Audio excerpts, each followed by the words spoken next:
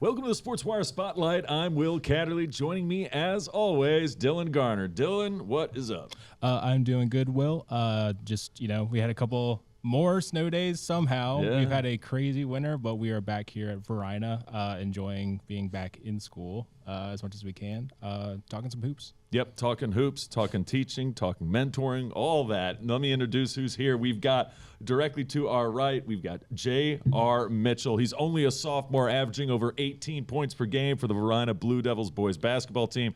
Varsity off to a tremendous, well, I can't even say start now.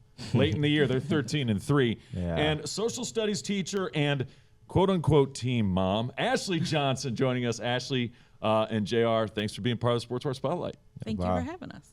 Let's talk some hoops. First off, JR, seeing your play from freshman year and seeing it to sophomore year, tell me about your improvement, because when I see you in person, I see, wow, you can do this. Yeah, over the summer, I just been in the gym playing basketball all the year, for real. Tell me about your teammates. Obviously, this isn't just a one-man show. I find it kind of ironic, actually, that two of the leaders are yourself and Caleb, right? Ball out Caleb. But the two of you only sophomores. Yeah. So tell me about the makeup of this team. You guys seem poised to make a run here as playoffs begin. Yeah, last year, we lost, so we really took that to our heart, for real, because we wanted to win last year. So now we got a whole new team and stuff. So, everybody know they role, what they supposed to do, for real. Falling just short last year in the state semifinals. Yeah. What's going to take to get over the hump this year? We got to play harder and make sure we blow out the teams and don't play with our opponents, for real. Yeah. And Ashley, just, from your perspective, you've seen the last couple of years now. You've seen his progress, the progress of all of his teammates. What have you seen this year that has been, what did you say, 13-1? 13-3. 13-3. Like, what have you seen this year from them that's been so spectacular? And what have you seen from JR that's been so spectacular? I think in the beginning of the season, we had to start our season pretty late because of the fact that about half of our basketball team is also on the football team. So we had a little bit of a late start, and we had our first game, we only had 8 players on the team. So they really stepped up when they needed to. And they were hardly getting substitutions because we just didn't have enough people for subs. And everybody really stepped up and took on the role that they knew they needed. And so it's just been really refreshing to watch them overcome a lot of things. We've had some games where we haven't been able to have a full team. We've had some injuries. It's been a variety of things, and they just always managed to make it happen. And even the 3 losses that we've had were close. Yeah. We really shouldn't have lost, but it is what it is. It happens sometimes. The losses make us better. But yeah, I think they're a good little bunch. They hold each other accountable, grade-wise, sidewalk-wise. Like, they see me, see them, and they're like, we got to go. So I think it's a different, as they spend more time together, there's more of like a brotherhood that is forming for them. I definitely can see it on the court, and you get to see it off the court. You mentioned stepping up and taking the role. A lot of people, when they see teachers, they think of teachers in the building. They think that their day starts when the bell rings. They think their day ends when the bell rings. You're proof that that's not the case. Tell me about that. Not at all. So when I do my grocery shopping, JR is part of my grocery shopping because I bring him bananas for every day. He comes by every morning. There's other teammates, too, that come by. They know that myself and Coach Rose are like the snack people if they need us. But, my day depends, what I'm wearing is going to depend on them and if we have a game. And, my weekend every Sunday night is checking grades and then texting people about grades if I need to. But the good news is I never have to text JR. But they're all really good. They hold each other accountable. Like I said, they're quick to say, Ms. Johnson's going to get you if you have a bad grade. So it does not end. Contrary to what people think, teaching is not just 8:30 to 4:30 and then done. Yeah, and that brings me to my next one, which is I get to see them when they play basketball. You get to see them in the classroom and when they play basketball. What's the difference, if any, with some of the students, and JR included in this, from in the classroom and out of it? they're definitely a lot more serious on the court than they are here at school. Come on, man.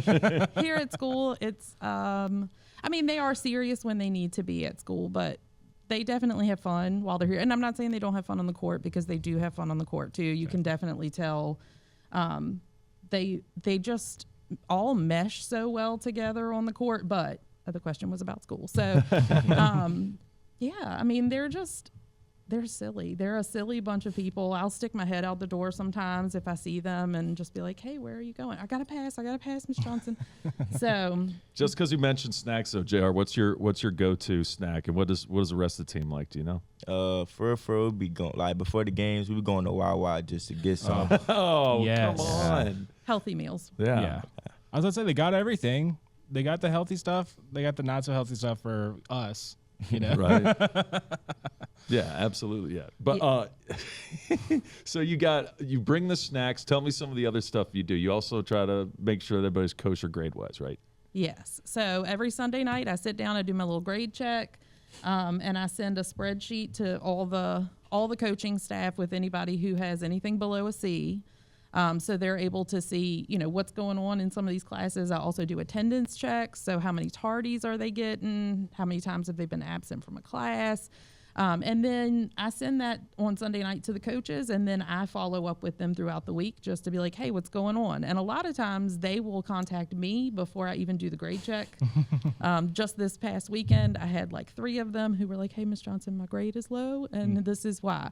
Because they knew that I was going to say something. Good to be proactive, though. You Yeah. got proactive kids. That's good. Yeah, so they're picking up that it's not, we always tell them, and the coaches tell them too, it's not just about being a basketball player, it's about being a student athlete. You're a student before you're an athlete. So you have to make sure, that your grades are in a good place. We don't ever know who's going to come knocking on any random day to pull somebody out, a coach from a college, and they definitely don't want to see bad grades. So we have that conversation a lot. JR, from your perspective, we talked about that term accountability, and you're thinking about accountability, academically, you're thinking about accountability working out, thinking about accountability on the court. How do y'all work on keeping yourselves accountable? Because like if someone's grades fall out, they can't show up for the game. Yeah. Right. If someone does something at school that they mess up at school, they're not going to be able to show up for the game. So how do y'all work to keep yourselves accountable? Like in the classroom, around school, and even just like you love to do, working on your craft to make sure y'all are at your best. For real, if we see somebody walk, like one of their teammates walking on the sidewalks, we tell them go to class. I make sure they do their work, like so they can play and stuff, so they won't lack or nothing. So yeah. And I'm sure the last couple of days, the asynchronous remote working, That's we right. had to all keep ourselves accountable for that. I'm sure Yeah. all of us employees did too. We did. But yeah, I mean, that's a big part of it. And I'm sure, when you're practicing with each other, that same stuff comes into play, Yeah, right? we make sure our practice hype, no low energy, just keep everything up there. We got Coach AT and all the coaches, Coach K, Coach Boone, Coach Twitty and all them, for real, just be hyping the practice up. Speaking of Coach Boom, head coach Kenneth Randolph, 100th win Yeah. just a couple weeks ago at Henrico. What's it like playing for Coach Boom? And I think his rate was like 112, or 100 wins and 12 losses. Yeah. Oh, what kind of dude is he? He a real cool dude, like you gotta have fun with him. But when we play that game, he already know. Don't play around. Just keep your game. Just Business. yeah. All But business. But he a real cool dude. Like outside the court, you could talk to him about anything, for real. That's really good. 40 points. You scored over 40 points. It's funny because you brought this up. You guys only had 8 players in your first game of the season, and you wake up with a 40 burger. Tell me what that night was like, scoring the rock. For real, we only had 8 players, so we ain't had Caleb, D1, Jaden, B Hood. We ain't had them for us, so I know how to just show up for real to get our first dub for the season. So then I just took accountability and scored, and played defense. It's funny because you have to be a leader as a sophomore. When I was a sophomore in high school, I don't know if I even tied my shoes right, but you got to be a leader for like half the season, because I remember Coach Boom said that this is the first time he's ever had a team that half of his basketball team were actually football stars. Yeah. So it took them a while to get into basketball shape. How did you hold the fort down so that by the time they were on the court with you guys, you guys were not skipping a beat. It really started from this summer. We went to North Carolina. That's when I got hurt, but they still pulled through. We went 6-0. We had 6 games that week. We went 6-0. We came back. They went for the football season. Then when the season came, we already knew what it was. We had to come together as a team, everybody. But we go out with each other. We with each other every day, for real. What was North Carolina like? Because that state, it lives, breathes, eats, sleeps basketball. It was real good. We had 3 rooms. Well, we didn't have like 3 rooms, but like four players to a room. Everybody was with each other. We was in the room with each other talking about the basketball, the game of basketball with each other and stuff. What's the competition like on those I guess national stages, these regional stages that you have to play in, these tournaments? Like, what is that like? Obviously, you play a lot of great people in Richmond and in Virginia, but is there like a different kind of edge that y'all see and y'all play with? And is it like, especially as a sophomore, you're still kind of early into this, is that really like cool to play in? Yeah, it's really cool because I don't only play really comp. I always play comp because I play EYBL and stuff. There's a lot of great players there, so I know I got to keep up my game and do what I got to do. Yeah. And while you're keeping your game going on the court, Ashley's helping you keep your game going off of it as well. Yeah. How is Ashley your quote unquote team mom? She stay on us. She make sure we're in class. Make sure we don't do nothing like outside of school and stuff. Make sure we good regardless. Mm-hmm. And Ms. Johnson, like I heard you when you said they had the loss earlier. I could hear the disdain in your voice, but I can tell it still hurts when they drop it on the court. What is your passion for Varina athletics as a whole, but also just like this team and you as a fan and you as a team mom? Like, what's it like for you watching those games unfold? Do you have a lot of emotion when you're on the sideline in the stands? Yeah, I get a lot of notifications on my watch to tell me that my heart rate is too high. Oh boy. Yeah, like even last year when we lost in the state semifinal, that was probably the hardest game that I've watched in a really, really long time, just because with the comeback that we were mounting, like there was no doubt in my mind that we were going to win that game. And then when it didn't happen the way we thought it was going to happen, it just broke my heart. And then seeing them afterwards, anytime they're upset or sad or, crying, it just takes me out. But yeah, when they lose, it's always just so, I don't even know. Like, it's just so hard. You don't expect it, first of all. You just, in my heart of hearts, they're going to win every game they ever play. And then when they do lose, it always seems to be these 7-5-7 teams. And I mean, no shade to the 7-5-7 Only teams. the elite of 7-5-7. But, yeah. And, if you've ever been to a game in the 7-5-7, you know that they don't handle victory well. So, oh man, there is if anyone doesn't know sports, there's an ongoing rivalry, especially football and basketball, between 757, the area code out there, Hampton Roads, and 804, the Richmond area. Yeah, sure is. And I kind of like it. I think it's kind of, sure, kids will be kids, but in another way, the competition, it's kind of iron sharpens iron. You get the best out of, in terms of athletic play, you get the best out of the best. There really is such great athletes that come from both areas. We see so many every single year. Oh, man. I mean, no doubt. But I want to go back, Ashley, to what you're talking about with what you do outside of the classroom, and I'm sure Dylan will say the same. When we're done with our job, we go home and we do our own thing. Because, we love what we do. Don't get us wrong. Yeah. And I know you love being a teacher, but, why do you do this? I mean, because you could just be like the rest of us and take the rest of the night off. Yeah, over the years, this is my 23rd year of teaching, and I've done all 23 at Varina High School. Wow. So Varina is very near and dear to my heart. I love this place more than I probably should. But the kids are really what make this place what it is. And so, very often I just naturally gravitate to sports because I'm a sports fan in general. But being part of basketball in particular, I do a lot of the same things for football too, with grade checks and, accountability on the sidewalks. And I used to do it for wrestling, but now Coach Johnson really has a system that works for him as far as all that goes. But I just do it because I see the benefits. I see where sports can take some of our kids, and it's even just like, I mean, he's not ours, of course, but a fellow East Ender. I mean, we just saw Mekhi Becton win a Super Bowl. Right, and isn't that amazing? So, like, the possibilities of where all of this, something as simple as a little round ball, you know, like just where they have the opportunity to end up.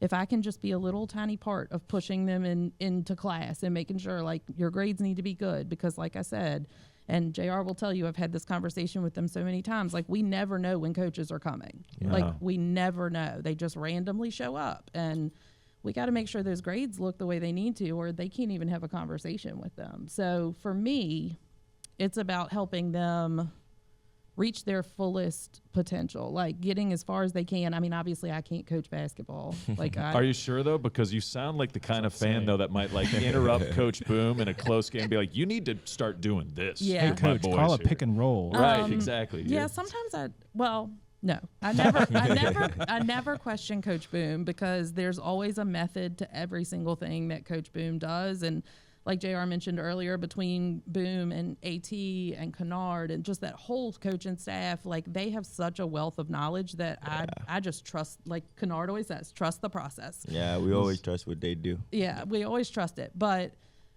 I just want the best for them. And that means I show up to every game. Like, I haven't missed a Varina basketball game in, God, I can't even tell you how many years it's been. JR, how does that make you feel when you hear stuff like that? I mean, she's a great person. She want to be around the kids more, and I like that for her. Just have someone by my side, make sure I'm good regardless. Authenticity matters, right? Yeah. Your jump shot matters too. I hate we keep going back to like personal to X's and O's, but like your corner jump shot. How long have you been working on that? Because you don't miss it anymore. For real, I've been working all summer. You know, like 3 years ago, I couldn't shoot for nothing. I don't know why. Now I got my dad helped me, like Coach AT and all them helped me too. Through the 2 years right now, they've been helping me a lot for real. It's the food Miss Johnson's giving you. It's the bananas. What do you think? What do you think? Like, if you have to like think of the development of your jump shot, like, is there like a thing that you've done like on a technical level that's like unlocked it for you? Like, is there some specific piece of advice that you were told, or something that you think about when you shoot that has unlocked that ability? Everybody told me to jump, like make sure I jump, don't stay flat-footed for real. That's what I really do. Just jump. Basketball, football, whatever the size of the ball is and whatever shape it is, Miss Johnson was talking about the opportunity it lends you. What opportunity do you think basketball has in store for you? A lot.